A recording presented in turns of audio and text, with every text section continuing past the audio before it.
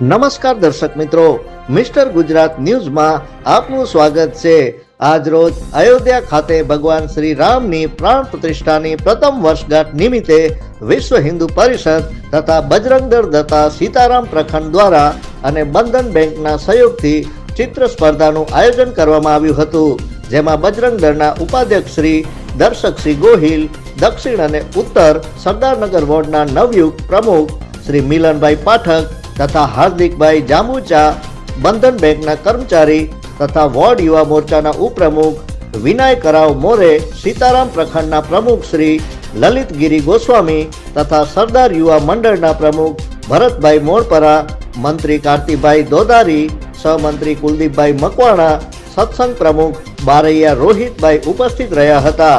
આ કાર્યક્રમમાં 300 જેટલા બાળકો હાજરી આપી હતી। Report by Hasmukh Nimavat. જોતા રહો મિસ્ટર ગુજરાત ન્યૂઝ, સત્યતાની સાથે સ્પષ્ટ વાત।